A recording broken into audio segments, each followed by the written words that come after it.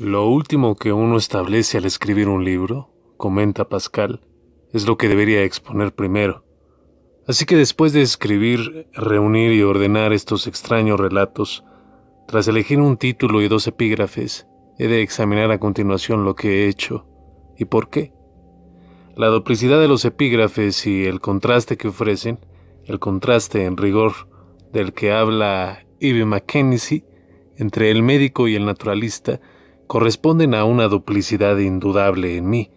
Me siento a la vez médico y naturalista, y me interesan en el mismo grado las enfermedades y las personas. Puede que sea también, aunque no tanto como quisiera, un teórico y un dramaturgo. Me arrastran por igual lo científico y lo romántico, y veo constantemente ambos aspectos en la condición humana, y también en esa condición humana quinta esencial de la enfermedad.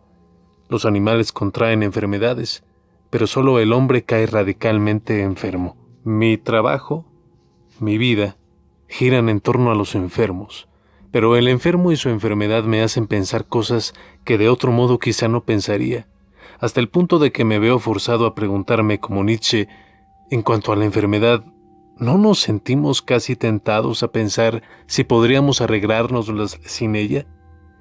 Y a considerar los interrogantes que plantea fundamentales por naturaleza. Mis pacientes me hacen cavilar constantemente, y mis cavilaciones me llevan constantemente a los pacientes, de modo que en las historias o estudios que siguen hay un trasiego continuo de una cosa a otra. Estudios, sí, pero ¿por qué historias o casos? Fue Hipócrates quien introdujo el concepto histórico de enfermedad, la idea de que las enfermedades siguen un curso, desde sus primeros indicios a su clímax o crisis, y después a su desenlace fatal o feliz.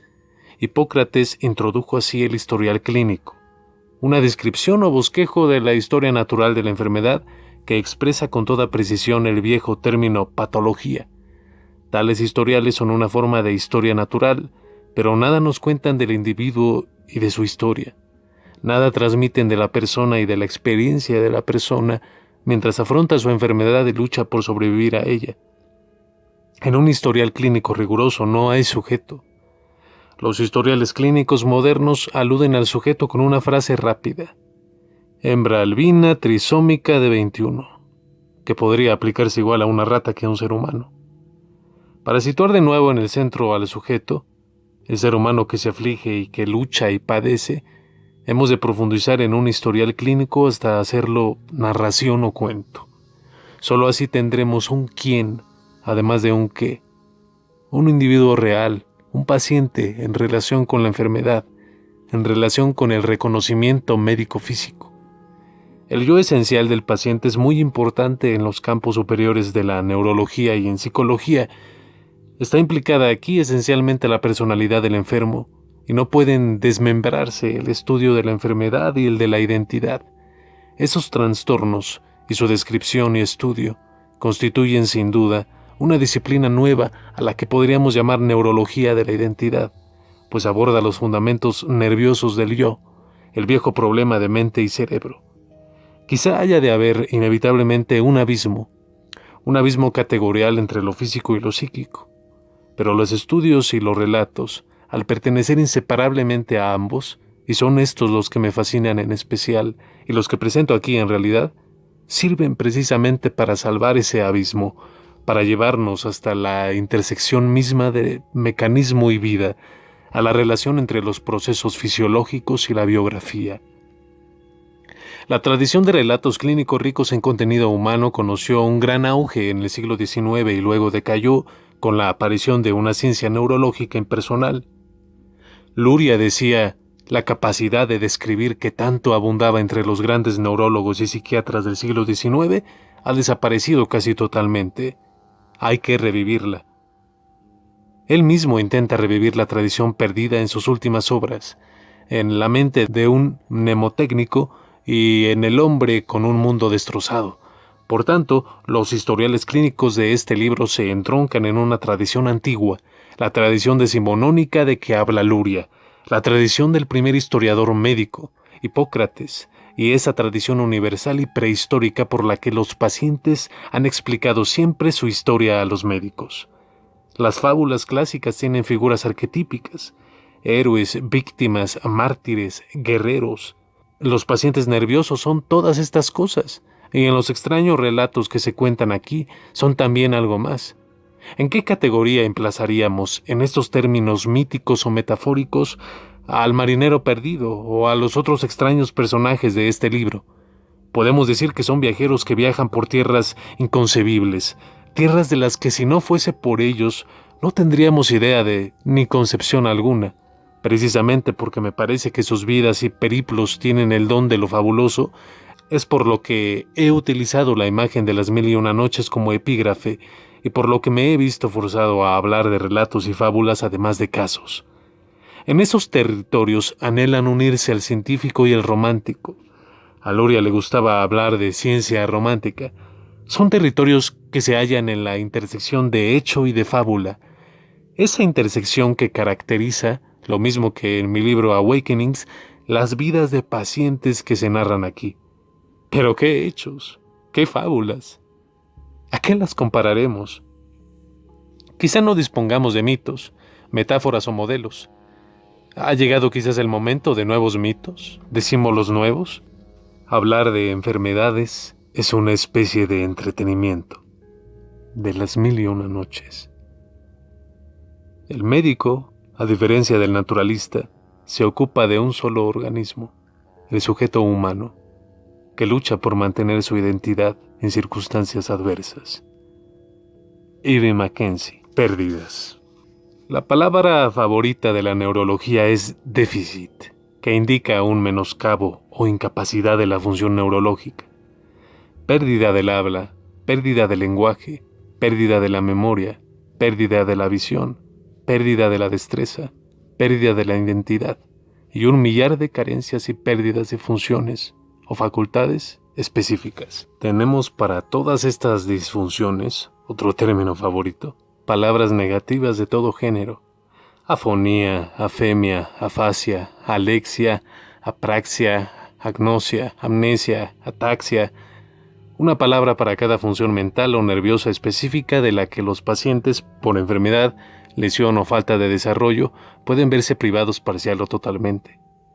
El estudio científico de la relación entre el cerebro y la mente comenzó en 1861, cuando Broca descubrió en Francia que las dificultades en el uso significativo del habla, la afasia, seguían inevitablemente a una lesión en una porción determinada del hemisferio izquierdo del cerebro. Esto abrió el camino a la neurología cerebral y eso permitió, tras varias décadas, cartografiar el cerebro humano, adscribir facultades específicas, lingüísticas, intelectuales, perceptuales, a centros igualmente específicos del cerebro. Hacia finales del siglo se hizo evidente para observadores más agudos, sobre todo Freud en su libro Afasia, que este tipo de cartografía era demasiado simple, que las funciones mentales tenían todas una estructura interna, intrincada, y debían tener una base fisiológica igualmente compleja. Freud se plantaba esto en relación sobre todo con ciertos trastornos de reconocimiento y la percepción, para los que acuñó el término agnosia. En su opinión, para entender plenamente la afasia o la agnosia, hacía falta una nueva ciencia, mucho más compleja. Esa nueva ciencia del cerebro, mente, que vislumbrara Freud, afloró en la Segunda Guerra Mundial en Rusia, como creación conjunta de A.R. Luria y su padre, R.A. Luria, y otros que la llamaron neuropsicología. A.R. Luria consagró su vida al desarrollo de esta ciencia inmensamente fructífera, ciencia que tardó mucho en llegar a Occidente considerando su importancia revolucionaria. La expuso sistemáticamente en una obra monumental, Funciones corticales superiores en el hombre, y de una forma completamente distinta, en una biografía o patografía en El hombre con un mundo destrozado. Aunque estos libros eran casi perfectos a su manera, había todo un campo que Luria no había tocado siquiera. Funciones corticales superiores en el hombre abordaba solo las funciones correspondientes al hemisferio izquierdo del cerebro. Sasetsky, sujeto de El hombre con un mundo destrozado, tenía asimismo una lesión enorme en el hemisferio izquierdo. El derecho estaba intacto. De hecho, La historia toda de la neurología y la neuropsicología puede considerarse una historia de la investigación del hemisferio izquierdo. Un motivo importante de este menosprecio del hemisferio derecho, o menor, como siempre se le ha llamado, es que si bien resulta fácil demostrar los efectos de lesiones de localización diversa en el lado izquierdo, los síndromes del hemisferio derecho son mucho menos claros. Se consideraba en general, de modo despectivo, que era más primitivo que el izquierdo, la flor exclusiva de la evolución humana. Y así es, en cierto modo. El hemisferio izquierdo es más complejo y está más especializado. Es una excrescencia muy tardía del cerebro primate y sobre todo del homínido. Por otra parte, el hemisferio derecho es el que controla las facultades cruciales de reconocimiento de la realidad con que ha de contar todo ser vivo para sobrevivir. El hemisferio izquierdo es como una computadora adosada al cerebro básico del ser humano. Está dotado de programas y esquemas, y la neurología clásica se interesaba más por los esquemas que por la realidad. Por eso cuando afloraron por fin algunos de los síndromes del hemisferio derecho, se consideraron extraños. Había habido tentativas anteriores. Anton en la década de 1890 y Potts en 1928, por ejemplo, de estudiar los síndromes del hemisferio derecho, pero esos intentos habían sido extrañamente ignorados también. En The Working Brain, uno de sus últimos libros, Luria dedica una sección breve pero estimulante a los síndromes del hemisferio derecho y concluía: estas deficiencias, de las que no se ha hecho aún ningún estudio, nos remiten a uno de los problemas más fundamentales, el del papel del hemisferio derecho en la conciencia directa. El estudio de este campo de suma importancia no se ha abordado hasta el momento. Se suman aquí dificultades internas y externas. No es que sea difícil, sino que es imposible que pacientes con ciertos síndromes del hemisferio derecho perciban sus propios problemas. Una peculiar y específica anosagnosia, utilizando un término de Babinski, y es sumamente difícil hasta para el observador más sensible imaginarse el estado interior, la situación de tales pacientes, pues ésta se halla casi inconcebiblemente alejada de todo lo que uno haya podido conocer. Los síndromes del hemisferio izquierdo son, por el contrario, relativamente fáciles de imaginar, aunque sean tan frecuentes los síndromes de un hemisferio como los del otro. ¿Por qué no habrían de serlo? Hallaremos 1.000.000 de descripciones de los correspondientes al izquierdo en la literatura neurológica y neuropsicológica por cada descripción de un síndrome del derecho.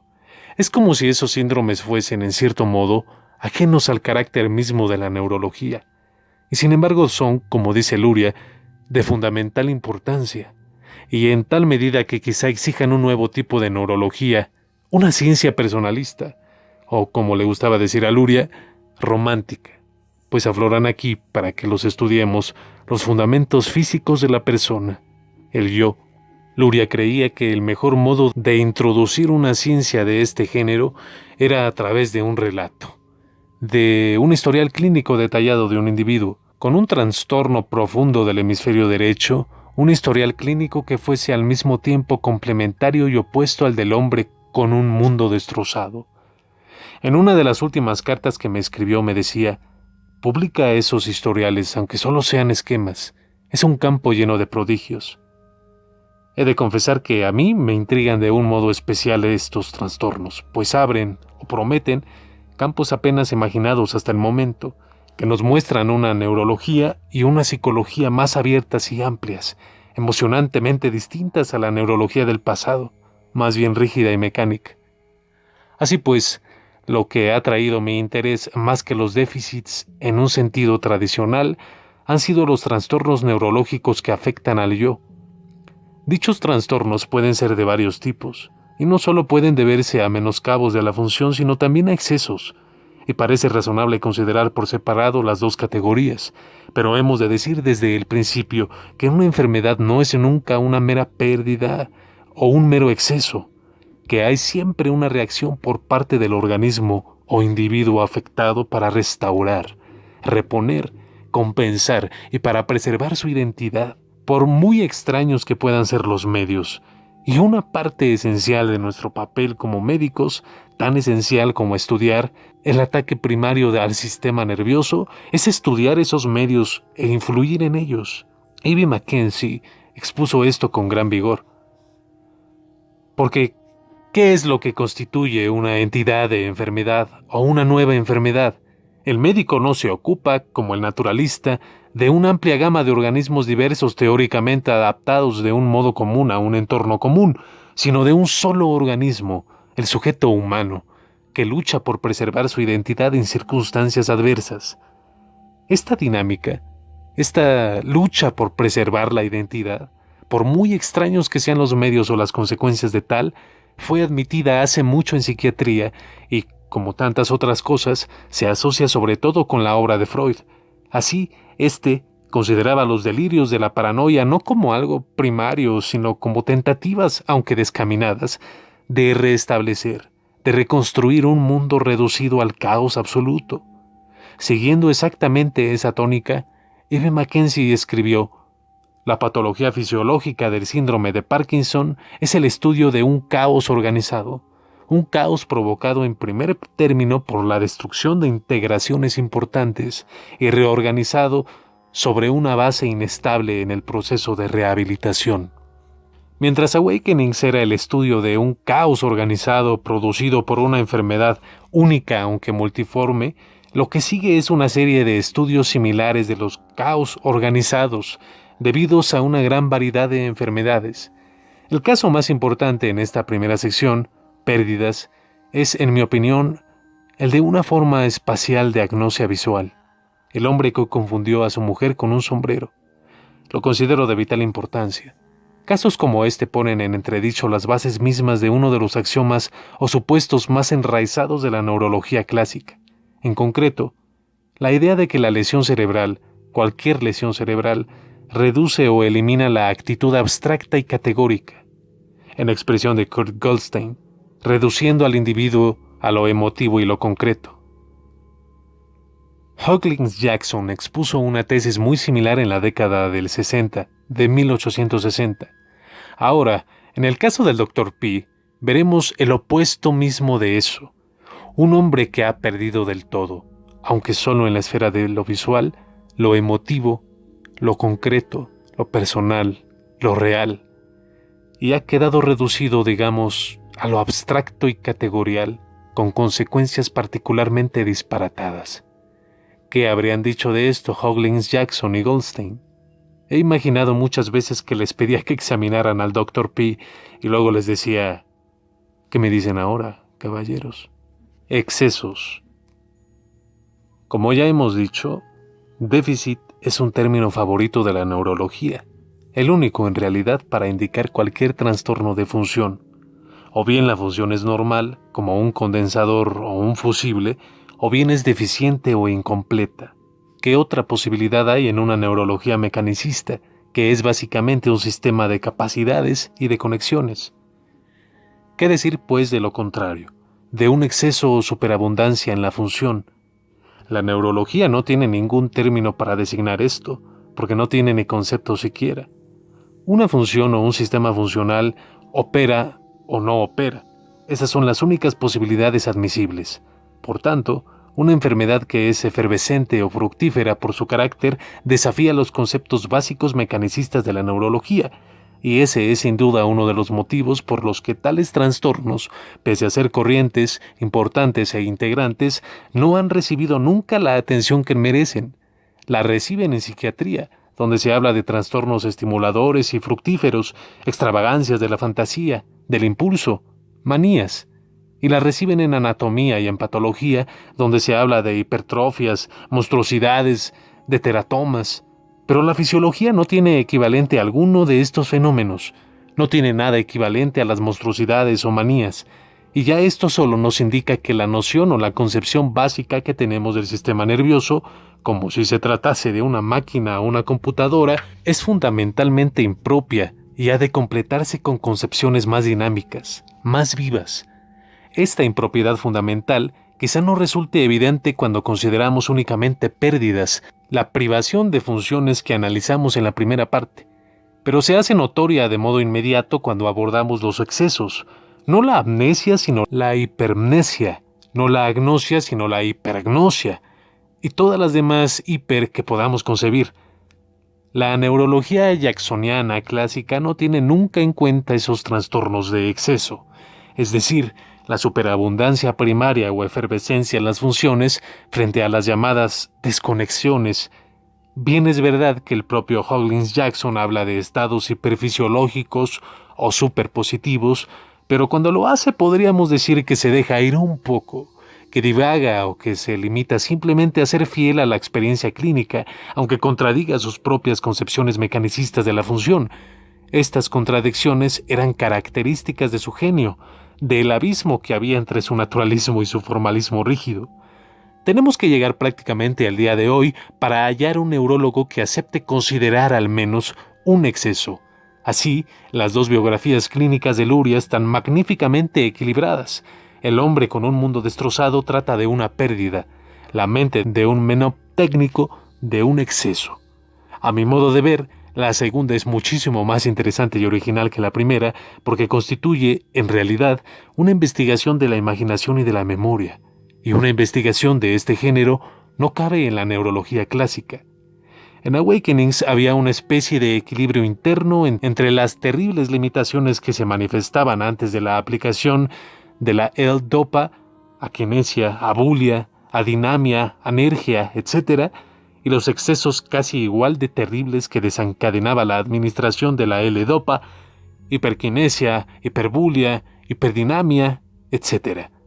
Y vemos surgir así una nueva especie de término, de términos y conceptos distintos de los de función, impulso, voluntad, dinamismo, energía, términos fundamentalmente cinéticos y dinámicos, mientras que los de la neurología clásica son fundamentalmente estáticos. Y en la mente de un mnemotécnico vemos cómo actúan dinamismos de un orden mucho más elevado, el empuje de una imaginería y una asociación casi incontrolables, y en un proceso de crecimiento constante, un desarrollo monstruoso del pensamiento, algo así como un teratoma de la mente, al que el propio mnemotécnico denomina un ello. Pero el término ello, o automatismo, es también demasiado mecánico. Crecimiento transmite mejor el carácter inquietantemente vivo del proceso.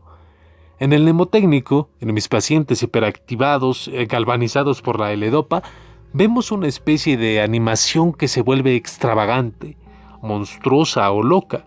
No se trata de un simple exceso, sino de una germinación, una proliferación orgánica. No es solo un desequilibrio, un desorden de la función, es un desorden de generación. En un caso de amnesia o agnosia, podríamos pensar que solo hay una función o una actitud deficiente, pero en los pacientes con hiperamnesias hipergnosias vemos que mnesis y gnosis son intrínsecamente activas y generativas, de un modo continuo, intrínsecamente y potencialmente también monstruosamente. Nos vemos obligados, pues, a pasar de una neurología de la función a una neurología de la acción, de la vida. A este paso crucial nos fuerzan las enfermedades del exceso, y sin hacerlo no podemos empezar a investigar la vida de la mente. La neurología tradicional, con su mecanicismo, su insistencia en los déficits, nos oculta la vida real que es instinto en todas las funciones cerebrales. Al menos las funciones superiores como las de la imaginación, la memoria y la percepción, nos oculta la propia vida de la mente. Será de estas disposiciones vivas y con frecuencias sumamente personales de la mente y el cerebro, sobre todo en un estado de actividad potenciada y por tanto iluminada, de las que nos ocuparemos ahora.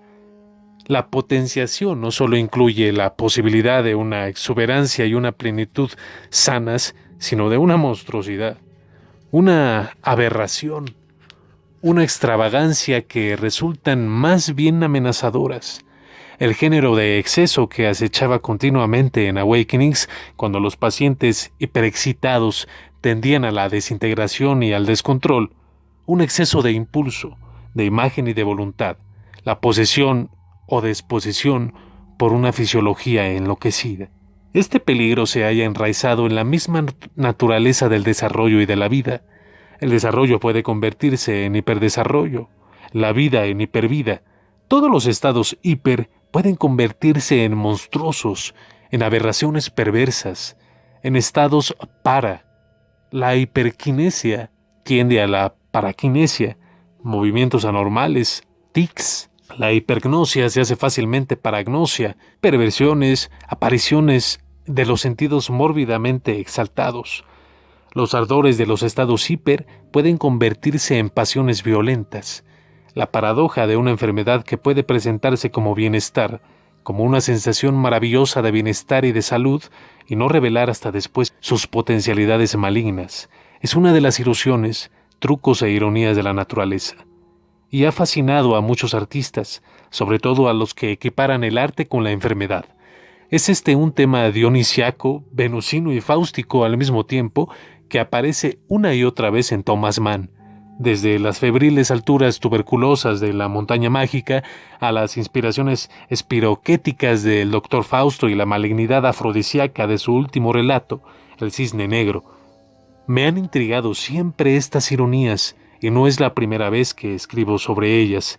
En Migraine hablaba de la sensación de plenitud que puede preceder a los ataques, a constituir su iniciación, y citaba lo que decía George Eliot de que sentirse peligrosamente bien solía ser, en su caso, indicio o presagio de un ataque. Peligrosamente bien. ¿Qué ironía encierra esta expresión? Refleja con toda exactitud la duplicidad, la paradoja de el sentirse demasiado bien. Porque sentirse bien no es, claro está, motivo de queja. En eso uno se goza, disfruta. Es algo que está en el polo opuesto a la queja. Nos quejamos de sentirnos mal, no de sentirnos bien, salvo que, como en el caso de George Eliot, tenga uno algún indicio de malignidad, de peligro, por conocimiento o por asociación, o del propio exceso del exceso. Así, aunque sea difícil que un paciente se queje de encontrarse muy bien, puede inquietarse un poco si se siente demasiado bien. Este era el tema básico y, digamos, cruel de Awakenings, el que pacientes profundamente enfermos, con los déficits más profundos durante varias décadas, pudieran encontrarse, como por un milagro, bien de pronto, solo para pasar de ahí a los peligros, a las tribulaciones del exceso, de funciones estimuladas mucho más allá de los límites admisibles. Algunos pacientes comprendían esto, tenían premoniciones, pero otros no.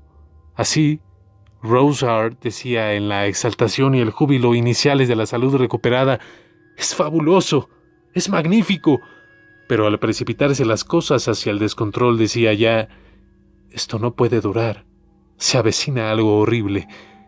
Y de una forma similar, con mayor o menor penetración, en casi todos los demás, esa es la aflicción y el don simultáneos, el deleite, la angustia que otorga el exceso. Y los pacientes avisados lo viven como algo dudoso y paradójico. «Tengo demasiada energía», decía un paciente aquejada por el síndrome de Tourette. «Es demasiado brillante todo, demasiado potente, demasiado». Es una energía febril, una brillantez mórbida, bienestar peligroso, brillantez mórbida, una euforia engañosa con abismos detrás. Esta es la trampa con que el exceso promete y amenaza, ya sea la naturaleza, quien lo aporte, o nosotros en forma de agente tóxico, o de una adicción estimulante. Los dilemas humanos son, en esas situaciones, de un cierto género fuera de lo común. Los pacientes se enfrentan aquí al trastorno como seducción, algo que se aleja del tema tradicional de la enfermedad como sufrimiento o aflicción, y que es bastante más equívoco. Y nadie, absolutamente nadie, es inmune a esta extravagancia, a esas indignidades. En los trastornos del exceso puede haber una especie de convivencia en la que el yo se va alienando más y se identifica con la enfermedad, de modo que parece perder al final toda existencia independiente y ser solo un producto del trastorno. Arrebatos. Si bien hemos criticado el concepto de función, intentando incluso una redefinición bastante radical, nos hemos atenido a él estableciendo en los términos más amplios contraposiciones basadas en déficit o exceso. Pero es evidente que hay que utilizar también términos totalmente distintos. Si abordamos los fenómenos en cuanto tales, el carácter concreto de la experiencia o del pensamiento o de la acción, tenemos que utilizar términos que evocan más un poema o un cuadro. ¿Cómo va a ser inteligible un sueño, por ejemplo, en términos de función? Tenemos siempre dos universos de discurso, llamémosles físico y fenoménico, o como se quiera. Uno que aborda cuestiones de estructura formal y cuantitativa, el otro que aborda esas cualidades que constituyen un mundo. Todos tenemos mundos mentales propios característicos, paisajes e itinerarios interiores, y estos no exigen en la mayoría de los casos ningún correlativo neurológico claro. Podemos explicar normalmente la historia de un individuo, relatar pasajes y escenas de su vida sin recurrir a consideraciones neurológicas y fisiológicas de ningún género. Estas consideraciones parecerían en principio superfluas, cuando no francamente absurdas u ofensivas, pues nos consideramos con toda justicia libres o determinados, al menos, por consideraciones éticas y humanas sumamente complejas, más que por las vicisitudes de nuestras funciones nerviosas o nuestros sistemas nerviosos. Normalmente, pero no siempre, porque la vida de un individuo puede quedar cercenada a veces, transformada por un trastorno orgánico, y si es así su historia exige una correlación fisiológica o neurológica. Esto se cumple, claro, en el caso de todos los pacientes de los que hablamos aquí.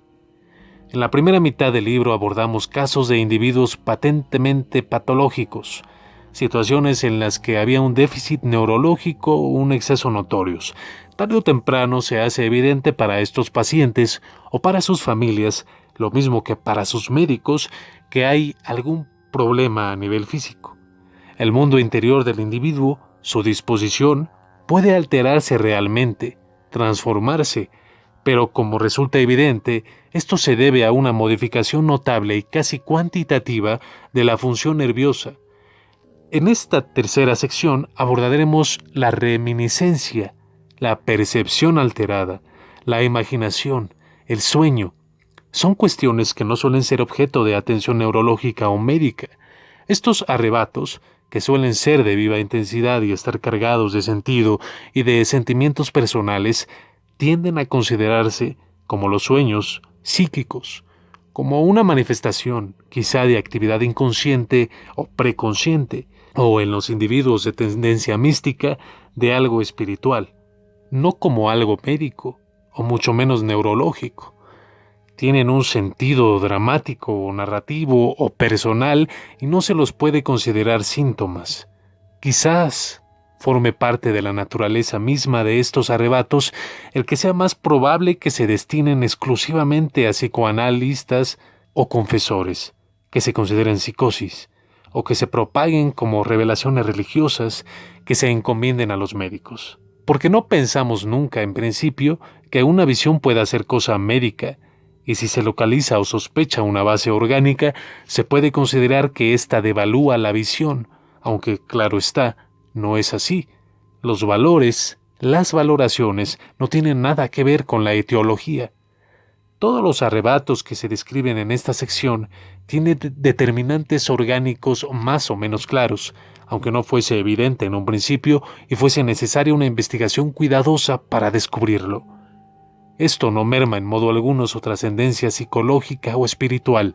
Si Dios, o el orden eterno, se reveló a Dostoyevsky en los ataques de que fue víctima, ¿por qué no habrían de servir otras condiciones orgánicas como puertas de acceso al más allá o a lo desconocido?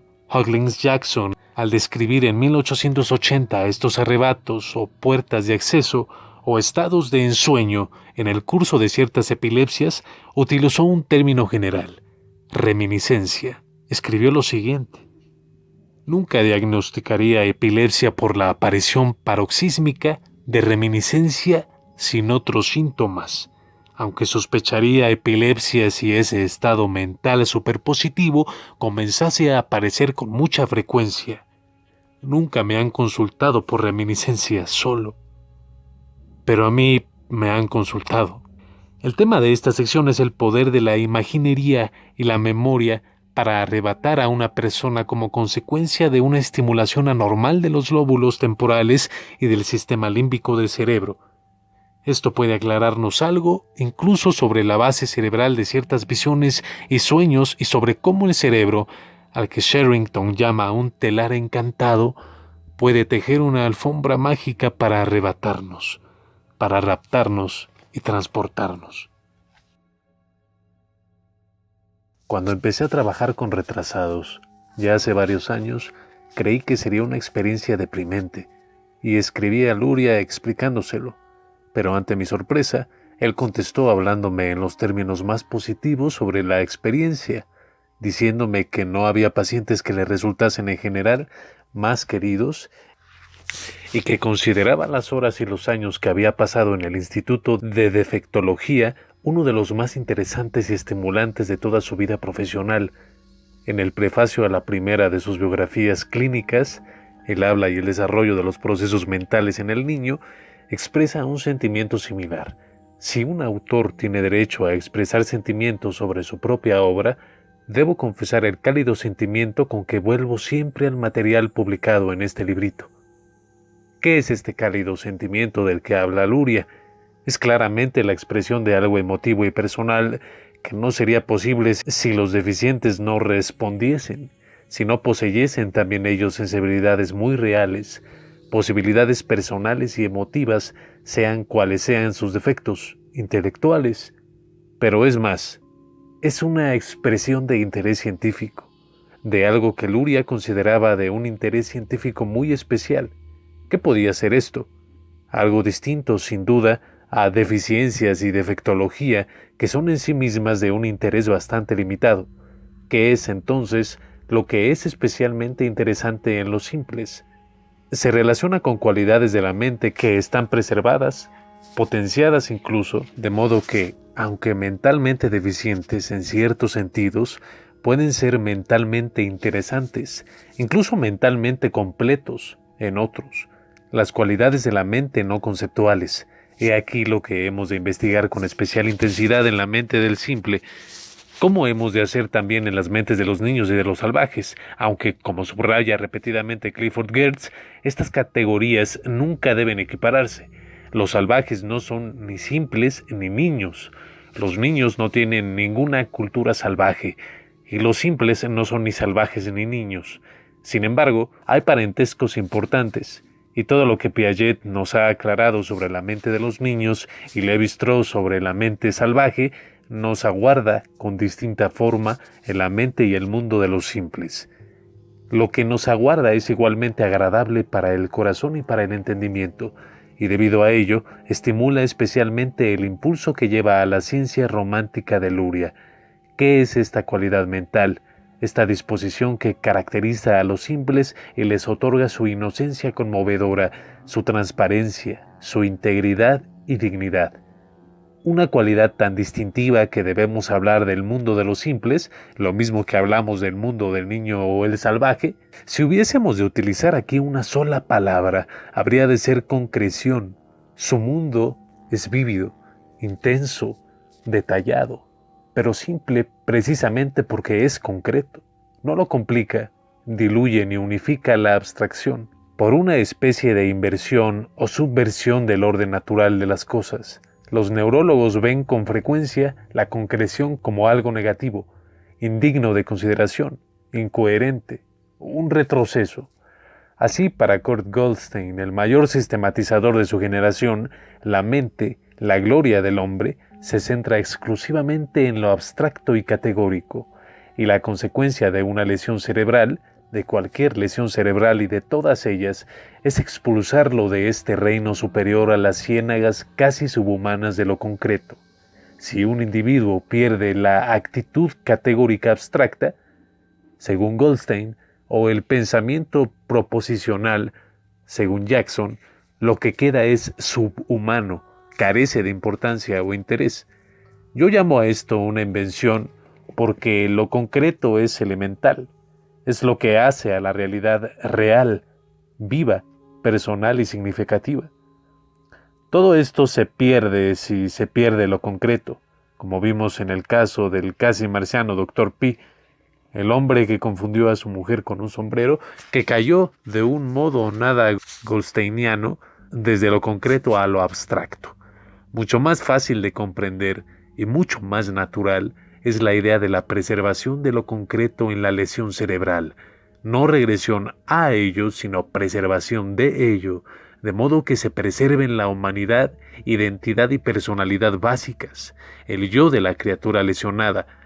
Esto es lo que vemos en Sasetsky, el hombre con un mundo destrozado, que sigue siendo un hombre, quintaesencialmente un hombre, con todo el peso moral y la rica imaginación de un hombre, pese a la destrucción de sus potencialidades proposicionales y abstractas. Luria, aunque parezca apoyar las formulaciones de Hugh Lins Jackson y de Goldstein, invierte a la vez su significado. Sasetsky no es ninguna débil reliquia jacksoniana o goldsteiniana, sino un hombre en su humanidad plena, un hombre que conserva totalmente sus emociones y su imaginación, que quizás se hayan potenciado. Su mundo no está destrozado a pesar del título del libro, carece de abstracciones unificadoras, sino que se experimenta como una realidad concreta, profunda y extraordinariamente rica. Yo creo que todo esto puede aplicarse a los simples, con más motivo aún, pues habiendo sido simples desde el principio, nunca han sido seducidos por ello, sino que siempre han experimentado la realidad directa sin intermediarios, con una intensidad elemental y a veces abrumadora. Penetramos en un mundo de fascinación y paradoja que se centra todo en la ambigüedad de lo concreto. Se nos invita, se nos fuerza en realidad, en particular como médicos, como terapeutas, como maestros, como científicos, a una investigación de lo concreto. Esta es la ciencia romántica de Luria. Las grandes biografías clínicas o novelas de Luria pueden considerarse sin lugar a dudas investigaciones de lo concreto. Su preservación al servicio de la realidad en Sasetsky, con su lesión cerebral, su exageración a costa de la realidad en la supermente del mnemotécnico. La ciencia clásica no ve nada provechoso en lo concreto. En neurología y en psiquiatría se equipara a lo trivial. Hace falta una ciencia romántica para prestarle la atención debida, para apreciar sus posibilidades extraordinarias y sus peligros, y en los simples nos encontramos con lo concreto directamente, lo concreto puro y simple, con una intensidad sin reservas. Lo concreto puede abrir puertas y puede también cerrarlas, puede constituir una puerta de acceso a la sensibilidad, la imaginación, la profundidad, o puede limitar al posesor o al poseído a pormenores intrascendentes. En los simples vemos, amplificadas en cierto modo, estas dos posibilidades potenciales. Las capacidades potenciadas de la imaginería concreta y la memoria, compensación de la naturaleza por la deficiencia en lo conceptual y abstracto, pueden seguir direcciones completamente opuestas. La de una preocupación obsesiva por pormenores y detalles, el desarrollo de una memoria y una imaginería eidética y la mentalidad del actor o joven superdotado, como ocurría con el mnemotécnico, y en tiempos antiguos con el hipercultivo del arte de la memoria en su aspecto concreto. Vemos tendencias en este sentido. El uso adecuado y el desarrollo de lo concreto es algo que tiene mucho más interés, es mucho más humano, mucho más conmovedor, mucho más real, aunque apenas si se admite siquiera en los estudios científicos de los simples, a pesar del hecho de que es algo de lo que se dan cuenta inmediatamente los maestros y los padres inteligentes. Lo concreto puede llegar a ser también un vehículo de misterio, belleza y profundidad, una vía de acceso a las emociones, a la imaginación, al espíritu, tan plenamente como cualquier concepción abstracta. De hecho, quizá más, tal como ha sostenido Gershom Scholem en su comparación de lo conceptual y lo simbólico, o Jeremy Brunner en su comparación de lo paradigmático y lo narrativo. Lo concreto se empapa enseguida de sentimiento y de sentido, más deprisa quizá que cualquier concepción abstracta. Penetra rápidamente en lo estético, lo dramático, lo cómico, lo simbólico. todo ese mundo ancho y profundo del arte y del espíritu.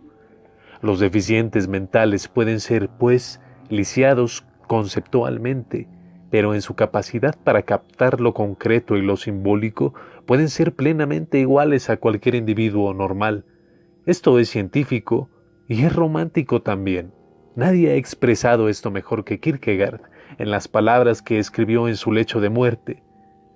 Tú, hombre vulgar, escribe, y parafraseo ligeramente, el simbolismo de la Sagrada Escritura es algo infinitamente elevado, pero no es elevado en un sentido que tenga nada que ver con elevación intelectual o con las diferencias intelectuales entre un hombre y otro.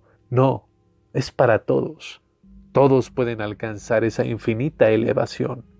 Un individuo puede ser muy limitado intelectualmente, puede ser incapaz de meter una llave en una cerradura y aún más incapaz de comprender el mundo como conceptos, y sin embargo, plenamente capaz y muy dotado incluso para entender el mundo como concreción, como símbolos. Este es el otro aspecto casi sublime de las criaturas singulares,